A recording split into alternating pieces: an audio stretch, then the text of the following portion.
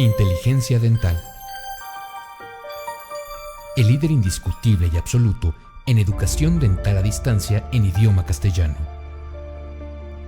Le da la más cordial bienvenida a esta conferencia grabada. Gracias a nuestros patrocinadores oficiales.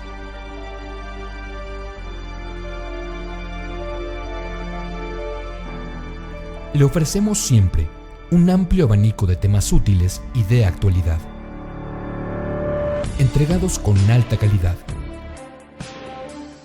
por excelentes conferencistas.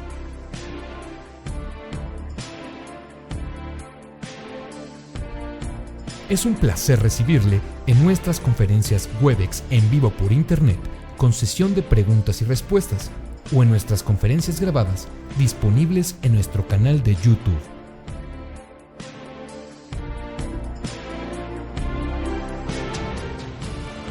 Sus sugerencias y comentarios son bienvenidos en promo@inteligenciadental.com. Por último, le invitamos a visitar nuestro website, en donde encontrará toda la información disponible: www.inteligenciadental.com. Que disfrute esta conferencia.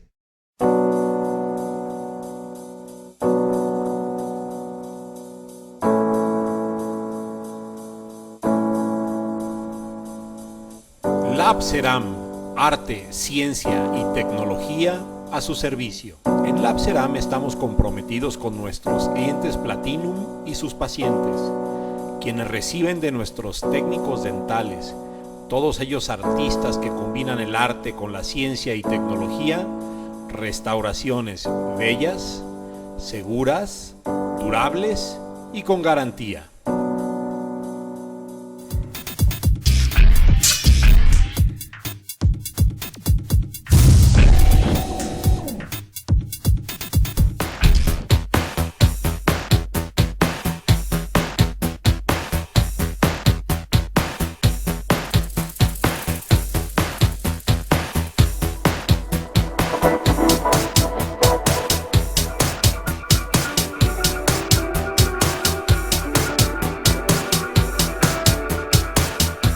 Muchas gracias, buenos días a todos los que están ya conectados y buenos días aquí al licenciado Flores. Vamos a empezar el día de hoy, primero por agradecer a I+D, que me permite estar en este espacio, al licenciado Flores, al doctor Ricardo Mitrani, y también agradecer a mi equipo en Grupo Dental Bosques, que me apoya como siempre y me permiten estar aquí. El día de hoy vamos a tratar un tema de actualidad, un tema que viene como el futuro de la odontología en parte, y que es muy importante porque también la mínima invasión es algo que tratamos de ofrecerle todos los días y siempre que se puede a nuestros pacientes. La mínima invasión que va de la mano con la adhesión, ya que el desarrollo de nuevos materiales y de nuevas técnicas nos van a ir permitiendo ser cada vez más conservadores y ofrecerle cada vez más a nuestros pacientes estos distintos tratamientos. Entonces, bueno, empezamos con el tema, repasando un poquito el concepto de lo que es la biomimética. La biomimética es una ciencia que lo que busca es imitar o inspirarse de la naturaleza para desarrollar tecnología innovadora basándose en los principios mecánicos y químicos que se presentan muchas veces en la naturaleza. En odontología, hablar de biomimética es hablar tanto del desarrollo de materiales dentales que se asemejen a los tejidos duros y blandos y que también se comporten de igual manera como se comportan estos tejidos en el medio bucal. Por otra parte, igual se refiere a los tratamientos que busquen la restauración o recuperación del diente de manera más similar a el diente natural. Entonces hablábamos que biomimética es inspirarse de la naturaleza o imitar a la naturaleza. Hablando en odontología, el modelo de referencia va a ser el diente natural y leso. Entonces hablamos del diente natural y leso, el cual tiene un proceso de formación que que es una relación íntima entre 4 factores: biológicos, mecánicos, funcionales y estéticos. De igual manera, la terapia restauradora debe imitar estos procesos. Entonces, la recuperación del diente o la restauración del diente tiene que hacerse en estos 4 campos, que además están tan íntimamente relacionados y van tan de la mano que casi que no se puede tener uno sin el otro. Muchas veces buscamos principalmente la restauración funcional y mecánica del diente, pero que tiene que ser biológica. ¿Por qué? Porque tiene que ser biocompatible, y el resultado estético nos lo viene dando cuando nos apegamos muy bien a todos estos conceptos. Es algo que se da. Normalmente decimos que no se busca la estética, sino que es un agregado a. Entonces, repasar un poquito los conceptos de estos tejidos que decimos que queremos imitar o que queremos emular. ¿Cuáles son? El esmalte, que bueno, hay que saber que es un tejido mineralizado muy duro. ¿Por qué? Porque tiene un contenido de 94% de matriz inorgánica, que es hidroxiapatita, y mientras más conozcamos el tejido, mejor entendemos cómo es que se comportan, y luego vamos a entender mejor también cómo se comportan los materiales en relación a estos. Por ejemplo, entender que los prismas del esmalte tienen esta formación lineal, lo que llamamos las líneas de Retzius, y también entender cómo está la superficie de los prismas del esmalte, para que podamos también saber cómo se tiene que tratar la superficie, y en relación a las líneas, cómo tenemos que preparar a veces ciertas cavidades para respetar este patrón de los tejidos. Hablando de dentina, también hay una formación de estas líneas, ubicar en qué sentido van, y que si hacemos un corte transversal de la dentina, que es lo que tenemos acá, se observan estos túbulos de la dentina. Entender que la dentina tiene un contenido menor de minerales, tiene nada más un 45% de hidroxiapatita, que contiene un porcentaje grande de matriz orgánica, que es un 35%, principalmente colágena y proteínas. Y saber cómo es que están formadas estos tejidos, porque vamos a hablar más tarde de los túbulos interdentinales y vamos a hablar un poco también de los haces de colágena de la dentina. Entonces, decimos que vamos a partir de un concepto biomimético. Bueno, hay que conocer entonces tanto los materiales como los tejidos naturales del diente. ¿Cómo se relacionan estos dos tejidos? Bueno, están unidos, valga la redundancia, en la unión dentino-esmalte, que es una unión un poquito compleja porque los dos materiales son muy distintos. La dentina es un poquito más flexible y el esmalte es muy duro y muy rígido. Entonces, ¿cómo se da la unión? Bueno, es una unión formada por prolongaciones de haces de colágena de la dentina hacia el esmalte, que van a sujetar el esmalte y van a amortiguar un poquito las fuerzas. ¿Por qué? Porque también hay una tensión superficial muy importante en esta zona, en esta unión, que viene de las cargas a las que está sometidas el diente. Entonces, a veces tenemos fracturas en el esmalte por esa tensión, por lo mismo que tiene mucha rigidez, pero que no necesariamente se van a prolongar a la dentina porque se compensan en esta unión dentino-esmalte. Entonces, ¿el mecanismo cuál era? Mencionaba estos haces de colágena que vienen de la dentina y que prolongan dentro de los prismas del esmalte, que van a sujetar, que van a amortiguar, y que es importante conocerlo porque también los principios adhesivos van a tratar de imitar esta unión. Aquí tenemos imágenes microscópicas donde vemos, esta es la unión dentino-esmalte, aquí tenemos los haces de colágena, que aquí no se alcanza a ver tanto, pero vemos cómo vienen conformados los prismas del esmalte, y en una imagen un poquito más grande vemos cómo penetran dentro del esmalte. Entonces, hablábamos un poquito de emular estos tejidos. Entonces, el esmalte, que es rígido, vendría a ser sustituido, por ejemplo, por la cerámica. Digamos, por ejemplo, una carilla feldespática va a restituir el diente en un 100% de la rigidez que tenía, pero que cuando tenemos una cavidad extensa, por ejemplo, la dentina se comporta diferente, y lo que viene a sustituir a la dentina, por ejemplo, sería un composite híbrido.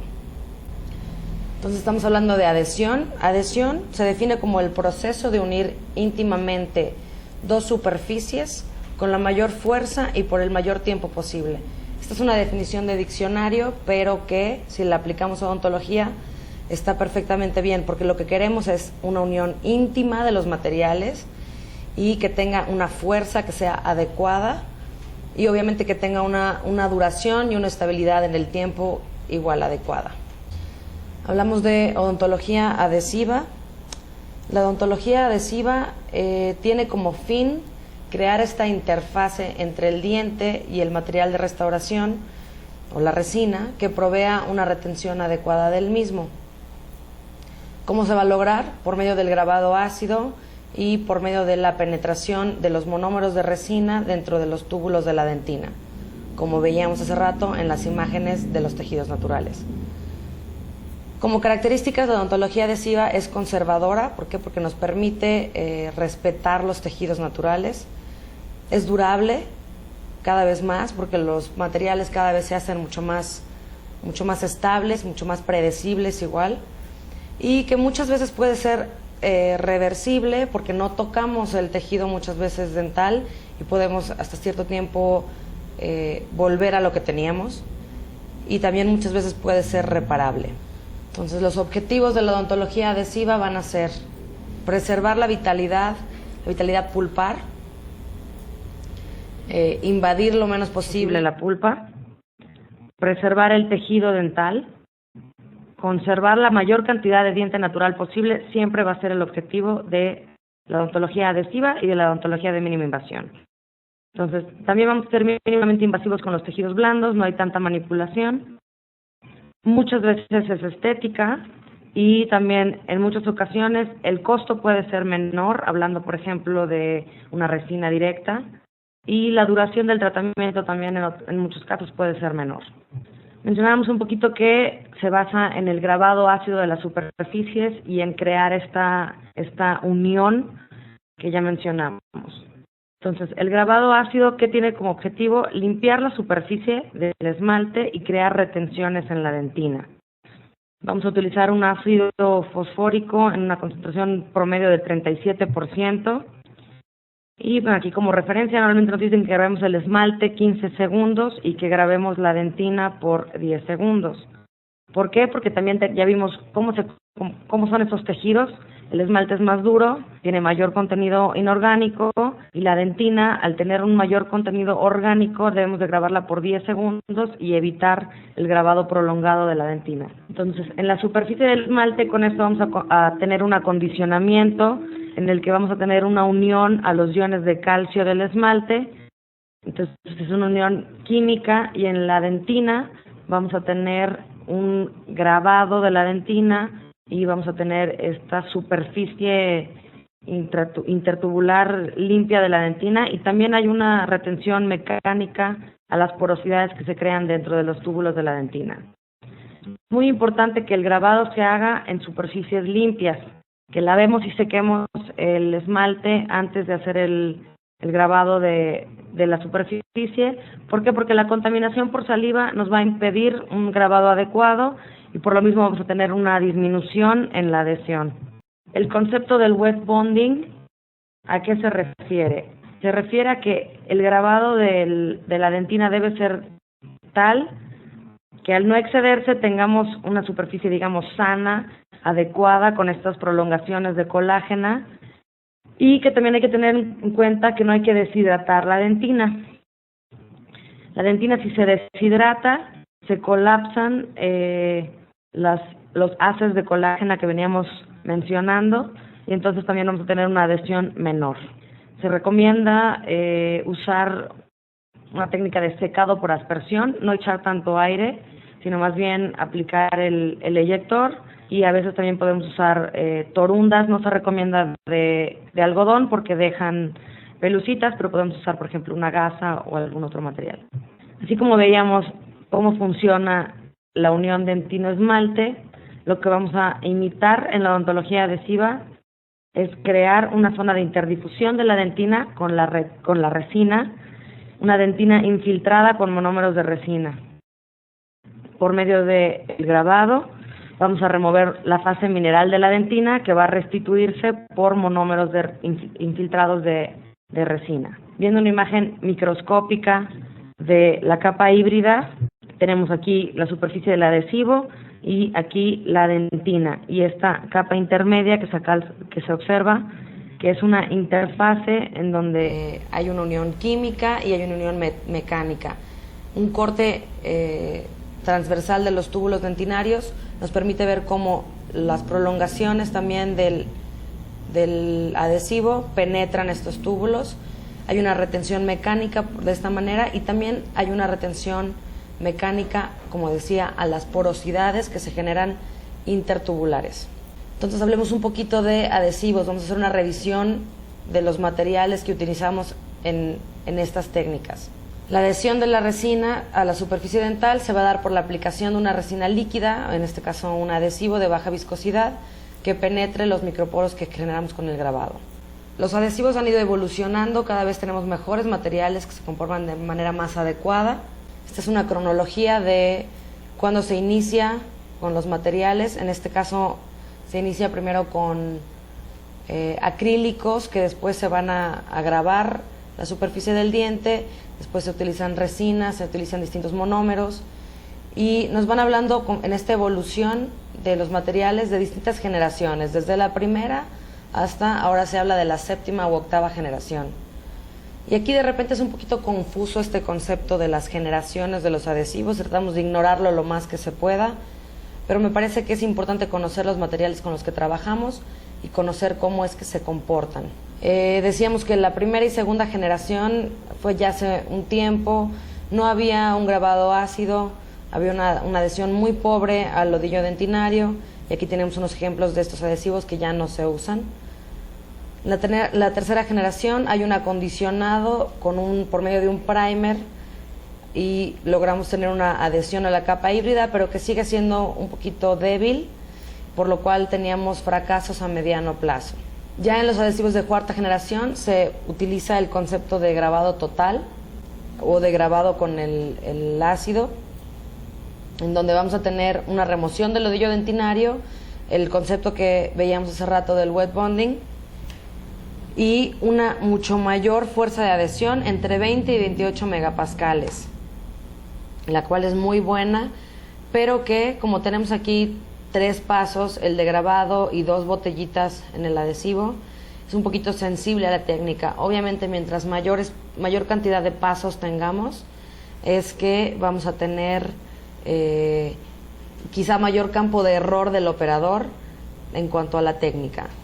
Las marcas que manejamos de cuarta generación son Optibond DFL, Scotch-Bond Multipurpose y el Excite de Ivoclar. Después, la quinta generación manejan la presentación Unidose, una sola botella. Un poquito el desarrollo de los materiales también se va dando de forma comercial, que sean más atractivos para el operador, de forma que reduzcan, por ejemplo, en este caso, el tiempo de trabajo. Mantienen, sin embargo, una buena fuerza de adhesión, un poquito menor, pero todavía adecuada. Y algunos de los adhesivos que tenemos de esta quinta generación son Optibond solo, el Adper Single Bond y el Excite de Ivoclar. Los de sexta generación ya empiezan a manejar el concepto de autograbado, ya no usamos ácido grabador. Al reducir este paso y no tener un grabado ácido de la dentina, nos van a proporcionar también una reducción de la sensibilidad postoperatoria y tienen una buena fuerza de adhesión. Todavía tenemos 18 y 23 megapascales en esta fuerza de adhesión. Un poquito de microfiltración se presentaron en estos de sexta generación y también como desventajas que tienen un tiempo de almacén corto. Entre estos tenemos el Optibond Versa, el Adper Prompt y el Adse de Ivoclar. Los de séptima generación, que son los más nuevos, son estos que son todo en uno.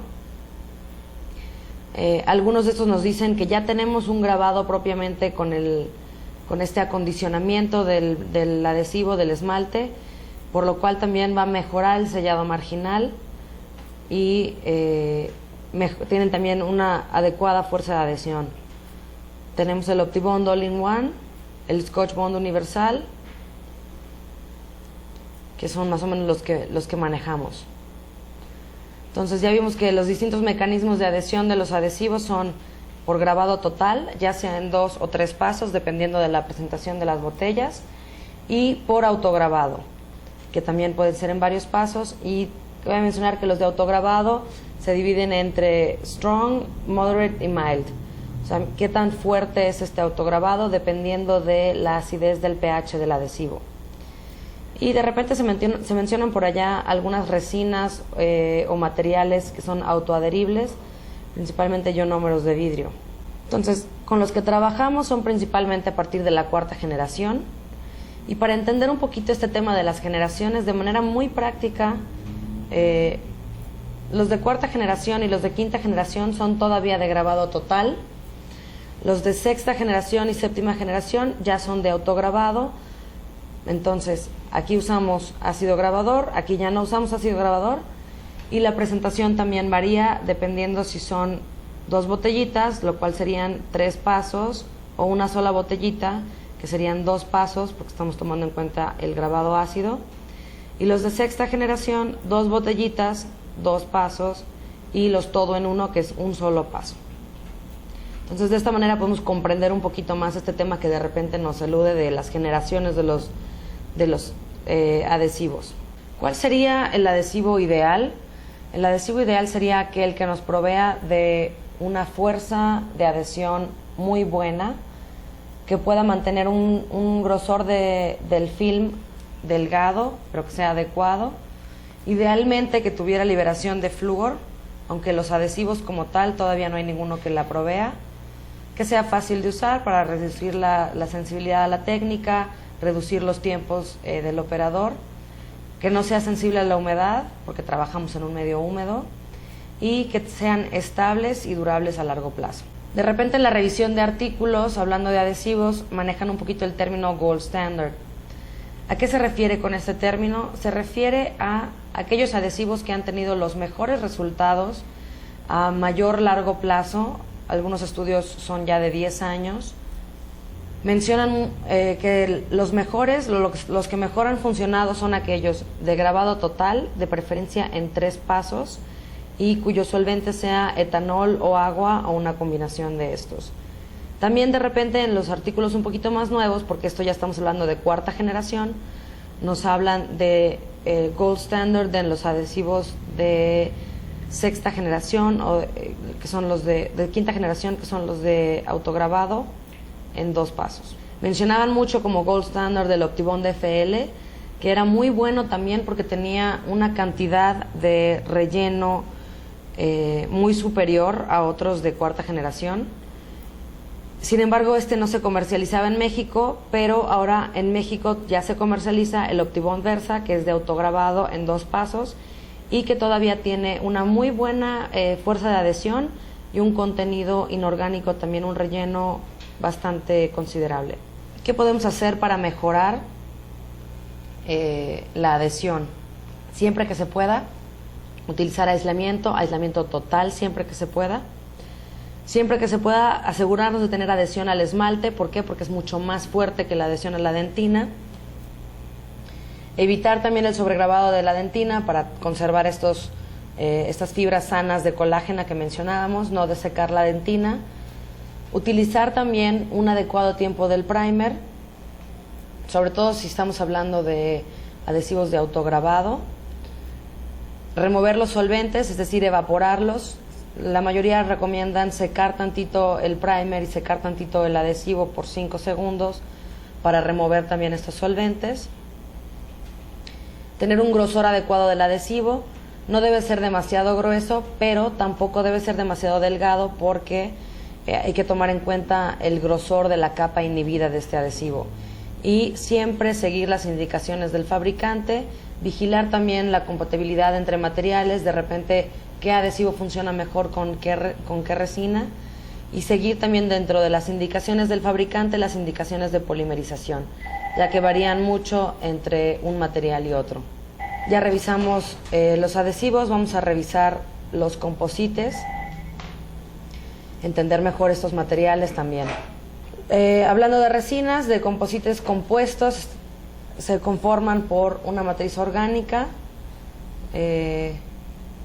esta le provee ciertas propiedades al material, pero también ciertas desventajas, como por ejemplo la contracción volumétrica. El relleno inorgánico, que es lo que se le va a agregar a esta matriz orgánica, principalmente cuarzos, principalmente sílice, que puede estar en distintas concentraciones y que también puede tener distintos tamaños de partículas, que ahorita vamos a revisar más adelante.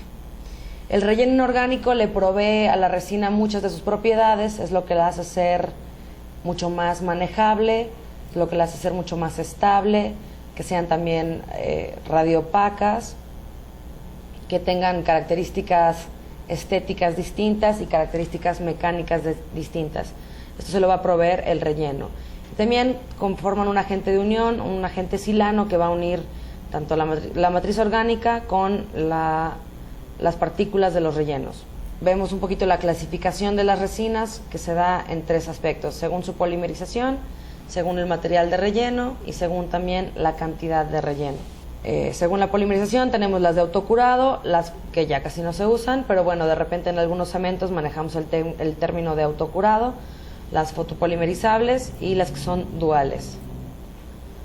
Los materiales de relleno tenemos macrorellenos, microrellenos. Se habla también un poquito de las nanopartículas, que son partículas que van entre 1 y 4 o 5 micras. Entonces tenemos asimismo resinas de nanorelleno y las híbridas, que pueden ser de micro o nanorelleno. Según la cantidad de relleno, esta clasificación no se utiliza mucho, pero tenemos lo que llamábamos composites compactables, las resinas compuestas híbridas, y principalmente en esta clasificación destacar las compuestas fluidas. Entonces, según la clasificación que más usamos y que luego nos mencionan, escuchamos hablar de resinas de microrelleno, de híbridas, microhíbridas, nanohíbridas y de nanorelleno. ¿Cuáles van a ser las ventajas de estas distintas o las características de estos distintos materiales? Bueno, las de microrelleno, como su nombre lo dice, tienen relleno de micropartículas, las cuales se desarrollaron para darles una mejor estética a las resinas, porque podemos tener una superficie bastante lisa y un buen pulido. Son muy esculpibles, tienen otras propiedades ópticas como que son translúcidas. Sin embargo, la dureza de estas no es tan buena y no se recomiendan para tratamientos de cavidades muy extensas o que sean sometidos a cargas, por ejemplo, hablando de restauraciones monolíticas del borde incisal de los dientes anteriores. Las híbridas van a ser una mezcla de partículas, de tamaño de partículas, y se desarrollan para precisamente tener un poquito como que lo mejor de dos mundos, tener buenas características estéticas, pero tener una dureza y una resistencia a la fractura adecuada. Sin embargo, las resinas híbridas convencionales, como tienen todavía partículas un poco grandes, no tienen un buen pulido de la superficie, por lo cual se recomiendan principalmente para restauraciones posteriores, donde haya una carga importante. Un poquito más nuevas son las microhíbridas y las nanohíbridas. Es difícil a veces distinguir entre una y otra, ya que las nanohíbridas no siempre contienen un contenido alto de nanopartículas.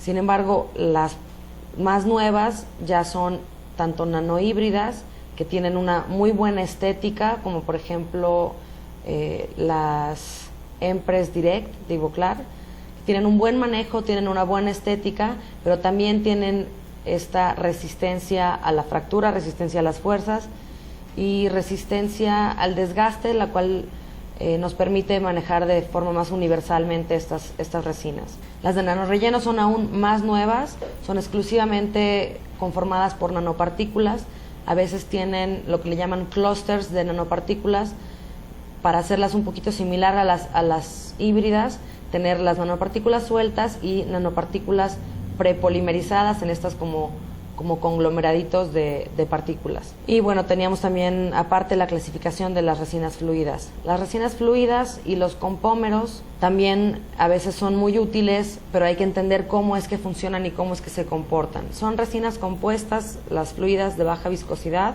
es decir, tienen menor cantidad de relleno, y también se les agregan otros químicos que las hagan que tengan un manejo adecuado. Al disminuir este relleno podemos tener una consistencia en la que sean muy fáciles de, por ejemplo, rellenar, pequeñas retenciones en las preparaciones. También nos permite tener un grosor mucho menor, el cual nos va a permitir reducir el atrapamiento de aire y reducir un poquito la sensibilidad postoperatoria. Se usan a veces en clases 1 que sean muy pequeñas y que por lo mismo una resina convencional sea difícil de empacarla y de que ésta fluya sin dejar este atrapamiento de aire y que penetre muy bien en los socavados o los microsocavados de estas preparaciones. Pero tendrían que ser obviamente restauraciones muy pequeñas. ¿Por qué? Porque al tener un menor relleno, pues tienen también menor dureza y pierden un poquito las propiedades que habían ganado las resinas que mencionamos antes. Las resinas modificadas de ionómero de vidrio tienen como principal cualidad la liberación de flúor, por lo cual también son muy adecuadas para, por ejemplo, clase 5, en donde tenemos superficies que son tan sensibles que al hacer un grabado de la superficie podíamos aumentar esta sensibilidad. Entonces las resinas modificadas de ionómero de vidrio son adecuadas para estas, y la evolución de estas quizás sería los nanoionómeros. Comercialmente manejamos el Ketak N100, que tiene liberación de flúor pero que tiene nanopartículas, entonces nos permite un pulido de la superficie similar un poco a las resinas. Los factores que debemos de considerar para la selección de estos materiales son la extensión y la ubicación de la cavidad, si son posteriores, si son anteriores, y cuáles son los requerimientos mecánicos y estéticos que tengamos. Algunos de esos factores, analizándolos de forma más específica, sería que tengan buena resistencia a la adhesión, que tengan buena resistencia a la fractura, resistencia al desgaste, por ejemplo, en anteriores, en bordes incisales de anteriores o en molares que están sometidos a las fuerzas de masticación, que tengan una profundidad de curación adecuada, que sean radioopacas, lo cual la mayoría de los materiales ya son radioopacos, que tengan una buena integridad marginal, es decir, que no sean solubles al medio y que no se vaya de repente a perder en el margen este sellado, lo cual daría origen a micropigmentación del margen y en algunos casos también a microfiltraciones. Que tengan una contracción volumétrica adecuada, sobre todo en cavidades posteriores extensas, y en anteriores, por ejemplo, que tengan un buen pulido y un buen acabado y una estabilidad de color y del brillo. Entonces, estas características muchas veces son a criterio del operador, es decir, qué tal nos parece un material cuando lo probamos.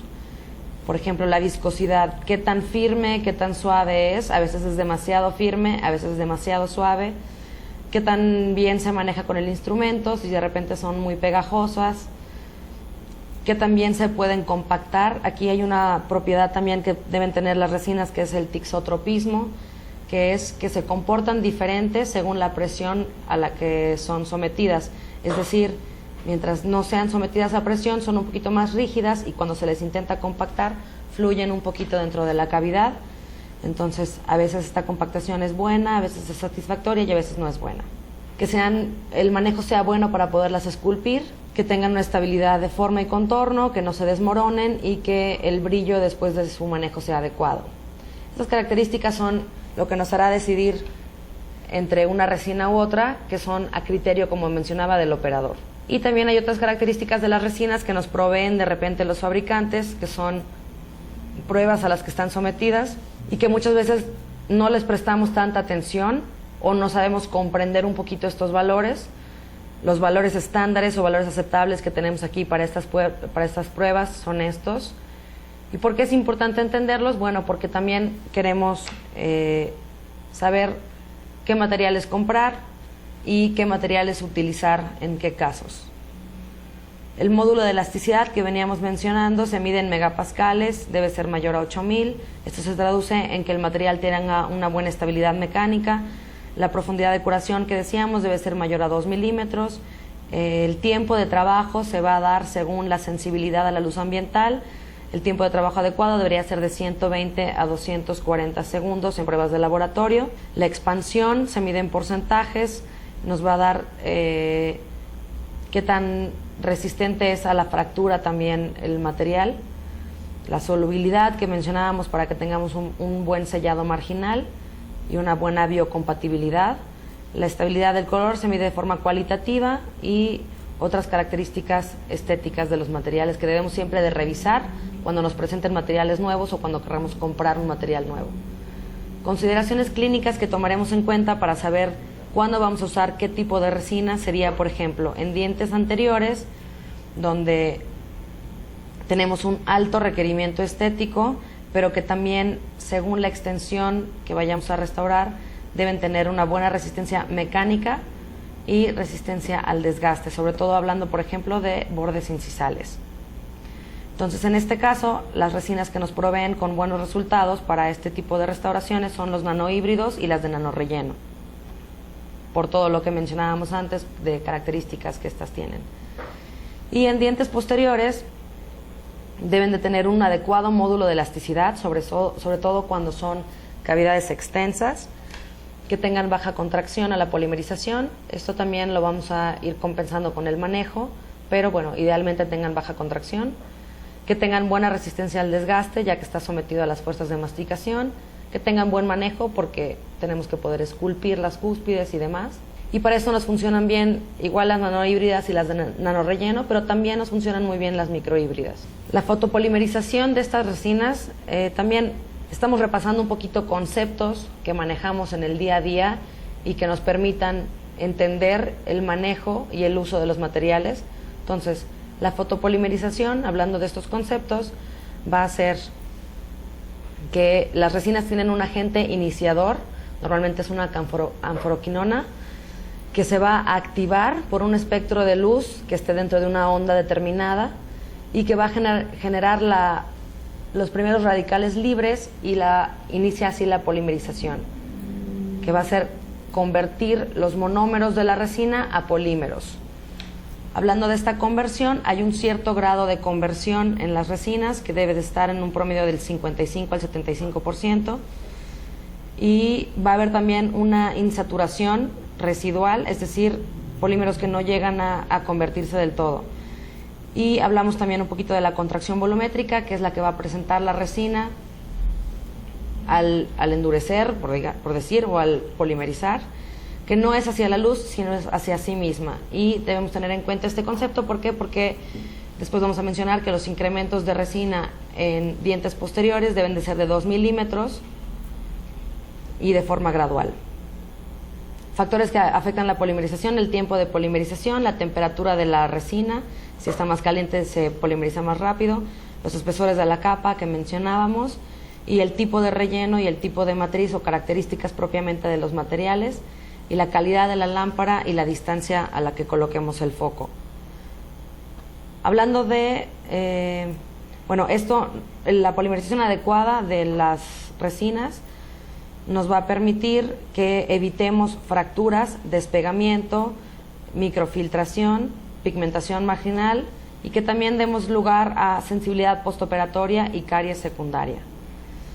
Hablando, como decíamos, de la calidad de la fotopolimerización, debemos tener en cuenta que muchas veces podemos tener una lámpara de muy buena calidad, es decir, que tenga un buen espectro de luz, pero debemos tener atención al cuidado y al mantenimiento de la lámpara. Por ejemplo, aquí donde se astilla un poquito el foco de la lámpara, ya la propagación de luz no va a ser igual, y también muchas veces la lámpara queda manchada de restos de adhesivo, de restos de resina, los cuales bloquean también el paso adecuado de luz. Entonces, para mantener nuestra lámpara al 100%, debemos de utilizar de preferencia bolsitas protectoras o alguna barrera protectora a la hora de usarla, y tenerla siempre limpia y desinfectada.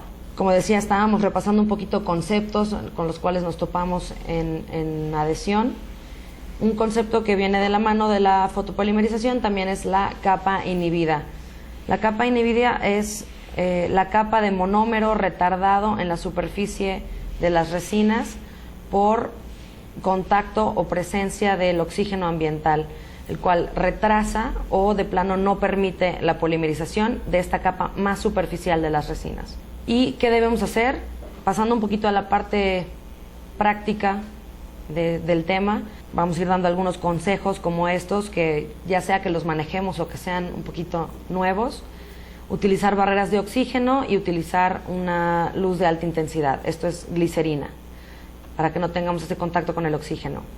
También un poquito hacer hincapié a que cuando blanqueamos los dientes debemos permitir que se libere todo el peróxido de la superficie del esmalte y que se estabilice el color, porque si no va a haber una reducción de las fuerzas de adhesión. Entonces debemos esperar unas 2 semanas posterior al tratamiento del blanqueamiento para hacer cualquier tipo de tratamiento adhesivo. Entonces, pasando un poquito a la parte práctica del tema de odontología mínimamente adhesiva, sabemos que es una disciplina cuyo propósito es preservar la mayor cantidad de tejido natural. Y esta frase que está un poquito interesante, la aplicación de un respeto sistemático hacia el tejido natural, ya sea duro o blando. Revisamos un poquito también, así como hayamos revisado en los materiales de dónde venimos, de los tejidos naturales, vamos a revisar brevemente cómo se da o cómo se presentan las lesiones cariosas. Bueno, la dentina, al ser un tejido mineralizado permeable, va a ser susceptible a cualquier ataque ácido que se produzca, incluso en el esmalte. Por la permeabilidad de la misma, va a tener una repercusión en la dentina. Primero, el ataque de los ácidos va a ocasionar una desmineralización en el esmalte, lo cual puede verse como una mancha blanca o una mancha café, y que aunque no llegue propiamente a la dentina, en la dentina ya va a haber un ligero cambio y va a haber una ligera desmineralización que en un corte histológico se observa como una zona más transparente de la dentina. La lesión va progresando, aunque no tengamos una lesión cavitada, se va desmineralizando la dentina, después ya hay una cavitación del esmalte y hay una cavitación de la dentina también. Sin embargo, la cavitación del esmalte no siempre corresponde a aquella que presentamos en la dentina. ¿Por qué? Porque el esmalte es mucho más duro, entonces resiste un poquito mejor el ataque ácido. Entonces son estas lesiones ocultas que nos llamamos a veces y que nos topamos todo el tiempo. Vemos un puntito en la superficie del esmalte, pero al abrirlo tenemos que abajo hay una cavidad mucho mayor, como vemos en este corte. Todo esto hay que tomarlo en cuenta porque la progresión de la lesión tenemos que saber que sucede de esta forma para que sepamos cómo tratarlas, en qué momento abordarlas. Entonces, hablando del tratamiento de las lesiones cariosas, va a constar de 3 partes: el diagnóstico adecuado, el manejo del biofilm y la remineralización o restauración propiamente del diente. Hablando de diagnóstico, por ejemplo, pacientes que debemos siempre tomar en cuenta el componente paciente del tratamiento. Pacientes que sean muy susceptibles a caries, la edad del paciente. A veces incluso usamos pruebas donde vemos qué tan susceptibles son a si el problema del paciente es que tiene un pH muy alto o que no tiene una buena capacidad buffer o que tiene un alto conteo de bacterias en la saliva.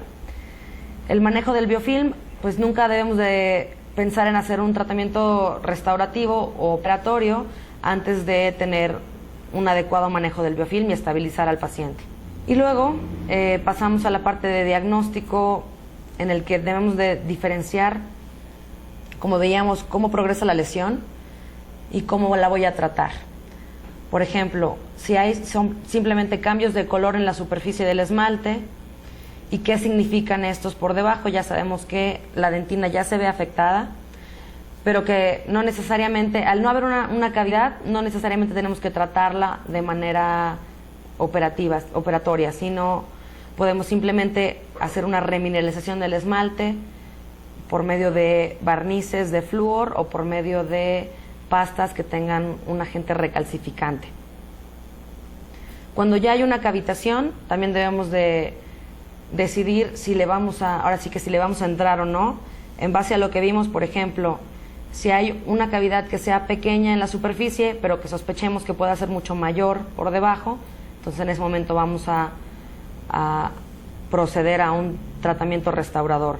Y también tomar en cuenta que si hay restauraciones previas, estas nos dan lugar a que haya caries secundaria por debajo. Y bueno, siempre tomar en cuenta la parte donde el paciente nos indique qué tipo de sensibilidad tiene, si tiene dolor, cómo se presenta este dolor.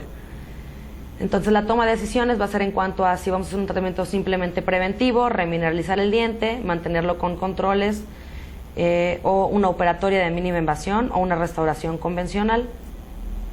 Las preparaciones mínimamente invasivas, cuando son en esmalte, se van a referir a simplemente quitar el tejido cariado.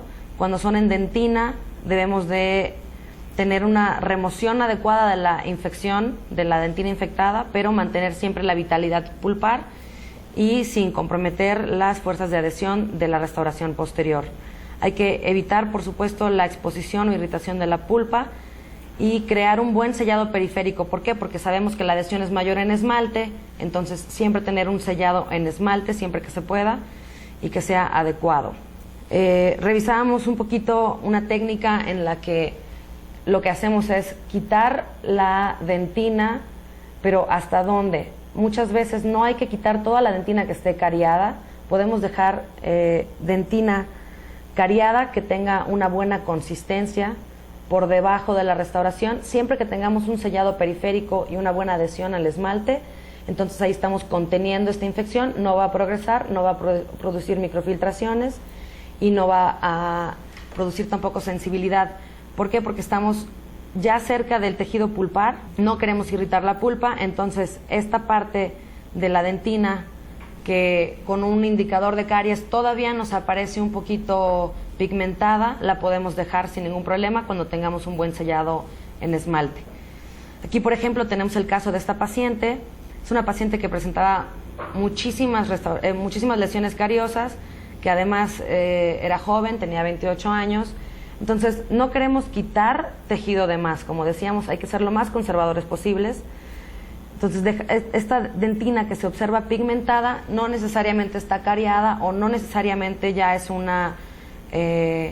al ponerle un indicador de caries, se pigmenta poquito. Si tenemos un buen sellado en esmalte, la podemos dejar así.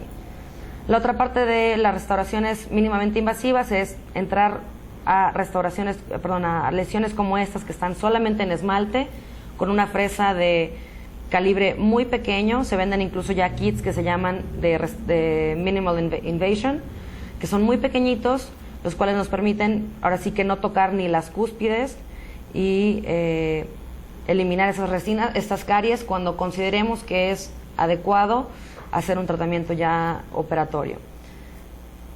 ¿Cuándo vamos a hacer una restauración directa y cuándo vamos a hacer una restauración indirecta? Bueno, esto va a estar dado o vamos a tener que formar un criterio dependiendo de la etiología y el tamaño de la lesión, si es un traumatismo, si es una caries, consideraciones estéticas, consideraciones oclusales, cuál es la carga a la que está sometido ese diente, por el número de pieza, por decir qué diente es, el número de dientes afectados. Por ejemplo, si tenemos varias lesiones extensas en un mismo cuadrante, de repente el tiempo de trabajo va a ser muy extenso si queremos hacerlo de forma directa, entonces conviene quizás hacer varias incrustaciones. Y bueno, también va a depender de las habilidades y las preferencias del operador. Entonces, hay veces que van a estar totalmente indicadas las restauraciones indirectas, aquí hay un error, las restauraciones directas. Otras veces que van a estar totalmente indicadas las restauraciones indirectas y también una zona un poquito gris en la que puede ser una u otra. La mayor veces vamos a indicar las directas cuando tengamos clases 1 pequeñas, cuando tengamos una buena cantidad de esmalte remanente. Tomar en cuenta un poquito para funciones. ¿Por qué? Porque en un paciente bruxista de repente se comporte mucho mejor una restauración indirecta que pueda tener una mayor dureza. Entonces, las restauraciones indirectas van a estar indicadas principalmente para cavidades extensas y profundas. Cuando se abarquen cúspides, aquí hay un poquito a criterio del operador. Si es una sola cúspide, la podemos hacer de forma directa. Si son más, quizá convenga hacerla de forma indirecta.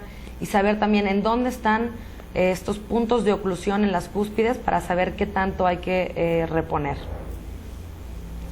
Si tenemos restauraciones previas que hayan fracasado, entonces también va a ser un indicador para saber qué tipo de restauraciones vamos a utilizar, por ejemplo, una restauración metálica que haya fracasado.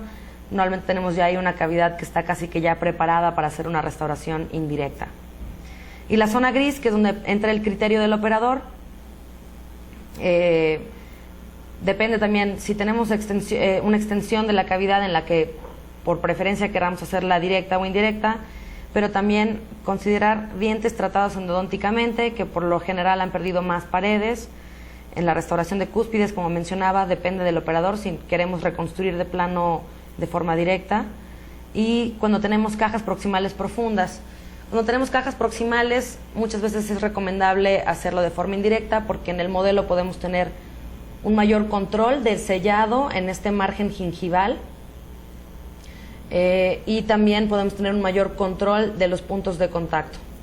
Bueno, repasando todo lo que ya habíamos visto, sabemos que cuando vamos a hacer resinas directas hay que tomar el color antes de aislar, remover la caries de la forma en la que ya le indicamos, utilizar siempre o cuando sea conveniente el detector de caries. A veces no es conveniente, a veces ya el ojo clínico está muy entrenado y podemos brincarnos este pasito. Tener un buen grabado, dependiendo del material que vayamos a usar. Si vamos a usar un adhesivo de autograbado, bueno, aquí no. Pero hablando de conceptos que ya checamos, como del wet bonding, vamos a rehidratar el diente. ¿Cómo lo vamos a rehidratar? Principalmente con clorhexidina al 2%. Y después vamos a hacer la estratificación de la resina, y al final, como habíamos hablado, también polimerizar utilizando la glicerina para deshacernos de la capa inhibida. En este caso, por ejemplo, tenemos una lesión en esmalte que ya formó una cavidad, entonces decidimos entrarle.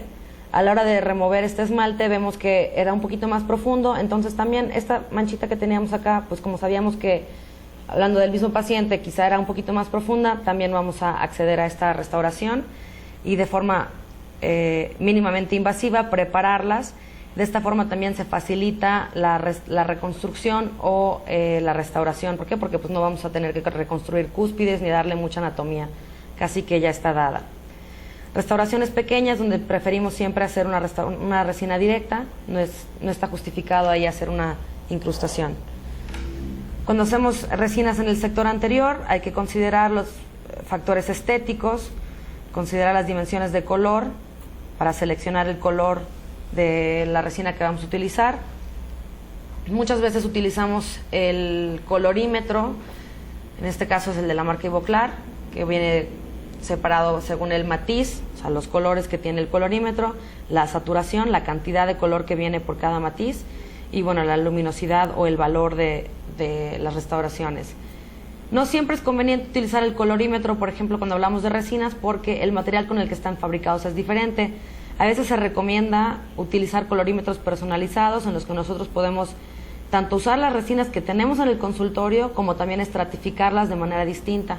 Este es un kit de Smileline que nos permite hacer con las resinas que tenemos cada una de estas muestritas. Es importante, cuando restauramos dientes anteriores, saber hacer un mapa cromático adecuado, tomar en cuenta caracterizaciones, regiones translúcidas o opalescentes del diente, y que el matiz del diente va a ser el mismo para todo el diente quizás, pero que el croma o la saturación puede variar según las regiones. Hablando de dientes anteriores y de la restauración de estos, mencionamos 3 técnicas: la de 3 incrementos, la técnica con guía palatina y la técnica a mano alzada. El material que vamos a utilizar, bueno, esto también depende un poquito de la preferencia del operador, el tipo de resina que queramos usar, pero bueno, las espátulas, el aislamiento absoluto, esta cinta de teflón que también es muy útil. Y en la técnica de 3 incrementos lo que vamos a hacer es, en el laboratorio, hacer un pequeño encerado, con el cual vamos a obtener tanto una matriz palatina de silicón, utilizamos nosotros en el laboratorio el Z-Labor, como una matriz transparente de todo el contorno del diente. Es muy importante que al elaborar estas matrices las metamos a la ollita a presión. ¿Para qué? Para que tengan para que repliquen de mejor manera lo que tenemos en el modelo. Este caso es el caso de una paciente que se ha desgastado un poquito el borde de los incisivos, decía que ella los tenía mucho más largos antes, y pues, se le presentó haciendo un pequeño mock-up directo qué pasaría si aumentamos 1 milímetro de resina. Se enceró, como ya veíamos, y obtuvimos estas dos matrices en donde primero colocamos la palatina, que nos va a dar todo el contorno del diente, aislando los dientes vecinos con esta cinta teflón. Después se hace el incremento del cuerpo, donde podemos ir manejando el color, como es que queremos ir imitando el color del diente. Y la última capa, la más superficial, se va a hacer con esta matriz transparente que podemos polimerizar. Entonces aquí tenemos el antes y después de la paciente, donde aumentamos este milímetro de resina con un resultado estético muy bueno y muy predecible. ¿Por qué decidimos hacer la técnica de 3 pasos en este caso? Porque queríamos tener de antemano los contornos del diente, tanto en forma, que la podíamos obtener con la matriz palatina, pero también se aumentó un poquito, este diente estaba un poquito metido, entonces se agregó aquí material, por lo cual era importante tener esta matriz del contorno completo del diente. Este otro caso es un paciente que se le cayó una resina que tenía previamente y decidimos hacerlo de forma muy rápida porque salía de viaje, nada más una guía palatina, haciendo un encerado rápido, obteniendo un modelo, y después nos da todo el contorno del diente, pero después a mano alzada podemos terminar la reconstrucción del mismo. Vamos a mencionar las restauraciones indirectas, en donde tenemos que hacer una preparación de la cavidad que va a estar determinada por la extensión de la caries o la extensión de la restauración previa que tengamos que quitar quizás, y a veces cuando hay cambios de color que queramos tapar también vamos a tomar en cuenta. No me voy a meter mucho en las consideraciones que debe tener la preparación, pero bueno, sabemos que debe haber un grosor adecuado de las paredes remanentes, que debe de haber una protección cuspidia cuando sea necesario, y bueno, otros conceptos en los cuales no nos vamos a meter tanto, pero sí mencionar que al preparar, bueno, aquí tenemos este kit que utilizamos en el consultorio, que nosotros mismos lo armamos, donde tenemos estas fresas para inlay o onlay de distinto diámetro. La grande, por ejemplo, nos funciona muy bien para emparejar todo el piso de la cavidad, y esta más pequeña como para los márgenes de la cavidad. Una fresa de bola para retirar la caries, fresas de lápiz para de repente abrir contactos interproximales, y para el acabado y el pulido de la preparación, estas fresas de Arkansas.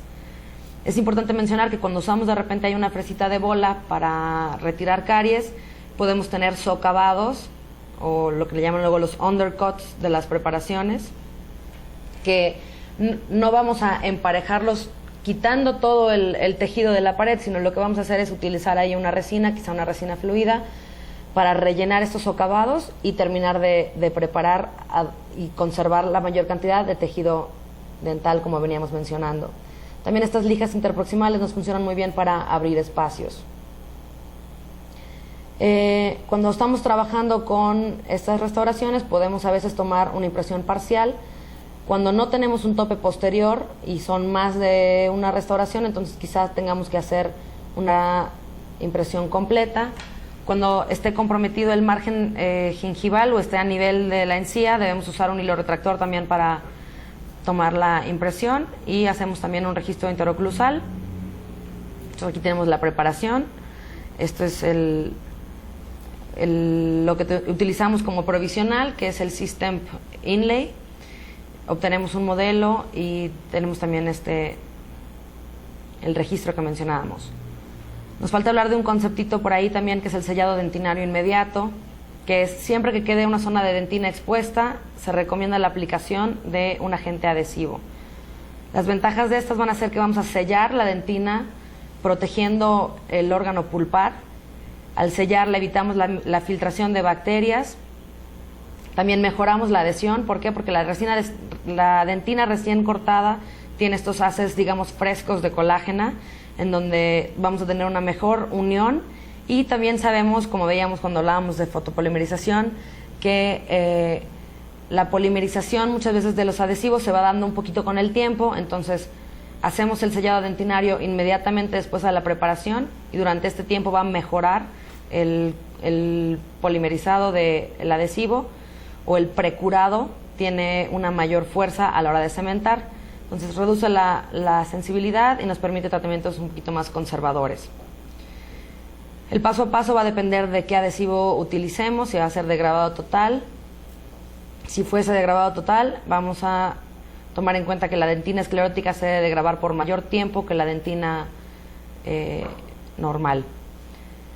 Vamos a aplicar, según las indicaciones del adhesivo que utilicemos, el primer y la resina de relleno. Hablábamos del Optibond, que tenía muy buen relleno, es el que se recomendaba en los artículos que hablan de sellado dentinado inmediato. ¿Por qué? Por la cantidad de relleno. Entonces podemos utilizar ahora el Optibond Versa, que también tiene una buena cantidad de relleno y que, como es de autograbado, también nos va a disminuir la sensibilidad postoperatoria. Es muy importante que cuando hagamos el sellado dentinario se utilice la glicerina que mencionábamos también antes. ¿Por qué? Porque si no, va a inhibir la vulcanización del material de impresión. También es importante utilizar la vaselina antes de rebasar, porque si no, pues se nos puede ahí pegar el material acrílico. Observaciones a la hora de cementar. Como ya pusimos el adhesivo, a la hora de cementar, lo único que vamos a hacer es, ya sea un arenado, si tenemos esta opción de hacer el arenado en boca, o pulir con tierra pómez, o pulir con una fresa de grano muy fino. Normalmente las que tienen la línea amarilla son las de grano muy fino, a baja velocidad. Y bueno, terminando un poquito de hablar de estas técnicas, vamos a hablar de la cementación adhesiva. ¿Qué es lo que debemos de considerar? Debemos de considerar que siempre hay que hacer pruebas y ajuste cuando sea necesario, pero siempre la prueba de la restauración antes de cementarla. Prueba de color podemos hacerla con estos try and paste, en donde vemos cómo va a afectar el color del cemento, el color de la restauración final, sobre todo cuando hablemos de carillas. Y cuando hablemos de manipulación de las restauraciones, pues son muy delicadas, a veces son muy pequeñas. Podemos ayudarnos ya sea de estos como palitos que tienen esta resina viscosa, o incluso podemos utilizar la parte sin relleno del adhesivo y bondearla a la restauración con un brush para manipularla, que al final se va a despegar y se va a pulir. Es importante a la hora de cementar que tengamos siempre que sea posible, como ya habíamos mencionado, aislamiento absoluto. Proteger los dientes adyacentes, porque no queremos que los afecte tampoco el grabado ácido ni el bonding. Y también, cuando sea necesario, hacer retracción gingival con hilos antes de la cementación. Tenemos que acondicionar la restauración. En el caso de las restauraciones resinosas, se recomienda nada más un arenado de la superficie y luego tratarlas con silano. Y el acondicionamiento de la preparación, si ya estaban previamente bondeadas con el sellado dentinario, pues ya sabemos que nada más hay que hacer un pulido o un arenado, y la desinfección de la cavidad, que la vamos a hacer con la clorhexidina. Es importante también a la hora de cementar saber que debemos, previo a fotopolimerizar, remover el excedente primero con un brush. ¿Por qué? Porque cuando polimerizamos y al retirar el excedente de cemento, podemos de repente retirar cemento que esté, por decir, filtrado en el margen. Entonces, al quitarlo primero con un brush y polimerizarlo después, nos aseguramos de que no vayamos a tener como undercut de cemento. Posterior a la polimerización, sobre todo hablando de incrustaciones, aplicar la barrera aislante de glicerina y terminar la polimerización del cemento. Y se recomienda retirar los excedentes primero con una cureta. ¿Por qué? Porque no queremos utilizar fresas de preferencia, porque la superficie que nos da el laboratorio siempre va a ser superior a la que obtengamos incluso con fresas y con gomas de pulido. Entonces, al momento de la cementación, aquí en este caso incluso teníamos 2 coronas y 2 incrustaciones. Como vemos esta superficie, tratamos de quitar nada más con una curetita, y si ya tenemos un buen ajuste de la preparación, ahora sí que si hicimos muy bien todos los pasos anteriores, no debemos de tocar esto con fresas. Bueno, terminando de hacer toda esta revisión un poquito más teórica, algunas recomendaciones de materiales que utilizamos en el consultorio. Estos sí que son un poquito a criterio nuestro. Distintos tipos de resina. Decíamos, ¿cuándo vamos a usar qué tipo de resina? Nos gusta mucho utilizar resinas nanohíbridas, que serían estas Empress Direct en sector anterior. Tienen muy bonito manejo y tienen muy bonito resultado estético. En posteriores, las resinas de nanorrelleno, que sería la Filtex Z350. ¿Por qué? Porque tienen una muy buena dureza y sin embargo no perdemos ni el manejo ni la estética. Y estas resinas que tenemos acá, resinas de bulk fill, cuya característica es que pueden hacerse en incrementos de más de 4 milímetros y se polimerizan solo en 10 segundos. Tienen muy buen tiempo de manejo y nos sirven muchísimo, por ejemplo, para reconstrucciones postendodónticas, o al retirar una corona, un muñón que esté un poquito afectado y haya que agregar un poco de resina. La verdad es que hemos reducido muchísimo los tiempos de trabajo con estas resinas. Saber que podemos usar, sobre todo en el sector anterior, caracterizadores que se van intercalando a la resina o muchas veces mezclando con la resina. Los distintos tipos de adhesivo, pues también no estamos casados con un solo adhesivo. Tenemos este adhesivo universal que utilizamos en las restauraciones directas mayormente, los que utilizamos, por ejemplo, para las carillas, y los que utilizamos el Optibond Versa, que ya había mencionado, que me gusta por la cantidad de relleno que tiene para hacer el sellado dentinario de las restauraciones indirectas. Los más nuevos son los adhesivos universales. El único que se comercializa hasta el momento en México es el Scotch Bond Universal. Hablando de restauraciones directas, por ejemplo, de un tamaño menor, tiene muy buena resistencia a la adhesión en las pruebas que se han hecho, que no son a largo plazo, pero bueno, las que se han hecho ha tenido buenos resultados y disminuye muchísimo, por supuesto, el tiempo de trabajo. Menciona este material que tiene adhesión o grabado, digamos, del esmalte. Sin embargo, aplicando los criterios o revisando todo lo que ya platicamos durante esta charla, sabemos que a veces es necesario hacer un grabado selectivo del esmalte, o sea, grabar nada más el esmalte y aplicar el adhesivo universal a la dentina. Mencionaba un poquito en el concepto del wet bonding y de rehidratar la dentina que debemos usar clorexidina. Es importante que utilicemos clorexidina al 2% y que no sea clorexidina de la que viene para enjuague, que esta parte que es al 0.12% muchas veces está adicionada con edulcorantes, los cuales pues pueden tener una interacción con los adhesivos y con los materiales que vamos a utilizar. También mencionaba yo en varias partes de la charla que utilizáramos la glicerina para bloquear la capa inhibida. Es importante también que utilicemos una glicerina que sea de uso dental, que no sea de la que se consigue de repente en farmacia, porque es muy líquida. Aparte de que la verdad es que el manejo es difícil de esta glicerina, también puede tener una interacción con los materiales. Entonces, ahora sí que utilizar aquella que sea para uso dental.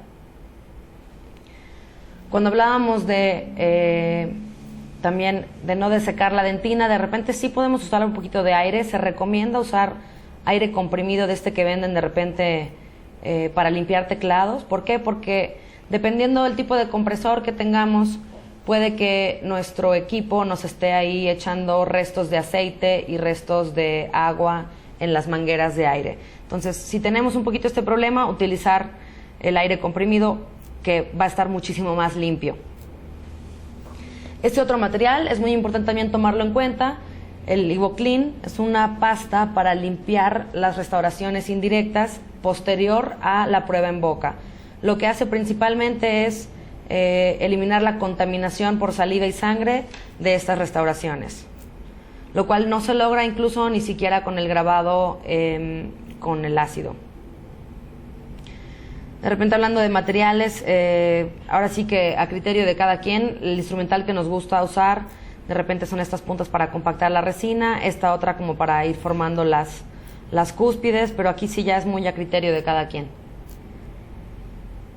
Y lo mismo con los kits que formemos para preparar tanto las restauraciones indirectas, que ya habíamos revisado un poquito como en las indirectas, que sean fresas de calibre muy chiquito, pero que nosotros iremos conformando nuestros propios kits. Igual para el pulido utilizamos gomas, utilizamos discos, sobre todo en el sector anterior. En el sector posterior utilizamos nada más estas gomas de Ivoclar, y cuando haya que retirar algún excedente de cemento o ajustar un poquito la oclusión, las de Arkansas. Y en sectores anteriores utilizamos también estas gomitas y los discos de pulido. En el sector anterior estas quizás no dejan tan buen brillo como los discos, pero sí utilizo mucho la fresa de Arkansas voy disminuyendo la velocidad con la cual la voy utilizando para asegurarme que la superficie sea muy lisa y muy pareja. Es importante también mencionar que para hacer el pulido, por ejemplo, en el sector anterior, cuando coloquemos la resina debemos de asegurarnos que la superficie que estamos dejando sea lo más lisa posible. ¿Por qué? Porque el pulido no siempre va a poder dejar la superficie de esta manera. Hay que tener como un prepulido de la resina. Esto nos vamos a ir fijando trabajando con lupas cómo es que estamos teniendo la superficie de la resina. Y también importante utilizar pinceles que sean para resina para dejar una superficie muy lisa, que no nos vamos a basar solo en el pulido, sino en el manejo de la resina. También es importante mencionar en restauraciones indirectas que cuando sí vayamos a tener que retocar un poquito el margen entre la restauración y el diente, el pulido debe de hacerse de la restauración al diente, o sea, es decir, que la fresa gire en un sentido en el que vaya llevando o barriendo el material hacia el diente y no de forma inversa, porque si no podemos ocasionar ahí que nos queden escaloncitos en ese margen. Cuando hablábamos un poquito de terapias preventivas o de recalcificar los dientes, hablábamos sobre todo de barnices de flúor y de pastas recalcificantes. Y materiales que vienen a futuro son estas resinas que penetran dentro del diente. Se aplican de forma superficial, pero van a tener un efecto dentro del diente. Como mencionaba hace rato, para checar bien la superficie de las resinas cuando estemos trabajando, sobre todo en odontología adhesiva y sobre todo en odontología de mínima invasión, debemos trabajar todo el tiempo con lupas, tanto para preparar como para acondicionar y terminar las restauraciones. Bueno, vamos terminando un poquito. Quisiera agradecer a todos los que estuvieron presentes.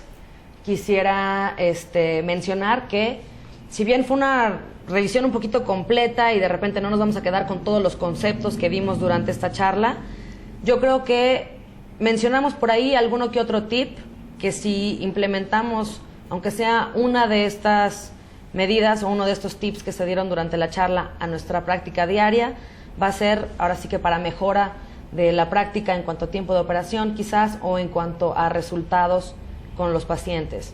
Entonces espero que varios de ustedes se hayan topado por ahí con algún concepto que, si no estaban bien familiarizados con él o que tal vez no estaban utilizando en la práctica, pues lo implementen. También quiero mencionar que en las diapositivas venía abajo una referencia bibliográfica cuando se hizo alguna revisión de algún artículo, que no sé si se vea también en pantalla porque no está proyectado, entonces quizás sea muy pequeñito, pero que si a alguien por ahí le interesó algún artículo de los que se mencionaron, a continuación les doy yo mi correo electrónico y con mucho gusto se los hago llegar. Entonces, hablando de las conclusiones, recalcábamos a cada rato que es importante trabajar con aislamiento absoluto siempre que sea posible, leer siempre las instrucciones del fabricante. Obviamente en este tipo de técnicas yo no les puedo decir reglas que sean siempre de una manera o de otra, ¿no? Porque depende con qué material trabajemos, van a ir variando un poquito los paso a paso y los tiempos con los que debemos de trabajar. Entonces siempre que obtengamos un material nuevo vamos a leer atentamente las instrucciones. Y es importante también, como dentistas, que sepamos interpretar las pruebas de laboratorio y los conceptos que mencionábamos al principio de la plática para saber elegir, como decíamos, qué material debo de comprar y cuándo usarlo para qué tipo de restauraciones. Mantenerse actualizado, no casarse ni con un solo concepto ni con un solo material, y también mantenerse actualizado, pero no solo por parte de la industria, digamos, que no solo nos vengan a vender materiales nuevos, sino que en verdad hagamos de vez en cuando una revisión de artículos, cómo se están comportando en pruebas que no sean un poquito viciadas por las empresas los materiales nuevos, y que entonces la decisión de qué queremos usar y con qué queremos trabajar venga de nosotros y de un criterio que nos vayamos formando con todos estos conceptos. Igual, es señalar que la mejor técnica y el mejor material es el que mejor funciona en nuestras manos. Y como mencionaba yo en este momento, la idea de esta charla y la idea de hacer esta revisión bibliográfica que se hizo de la odontología adhesiva y de la odontología de mínima invasión es que nos formemos un criterio clínico para que sepamos tanto cuándo intervenir, cuándo tratar un diente y cuándo no, cómo tratarlo y con qué materiales. Como les decía, espero que hayan obtenido por ahí algún dato que sea interesante para su práctica. Y cualquier duda posterior, si quisieran, por ejemplo, lo de los artículos, ahí está también mi correo. Me daría mucho gusto contestarles. Vamos a abrir ahorita, creo, el segmento de preguntas también. Muchas gracias.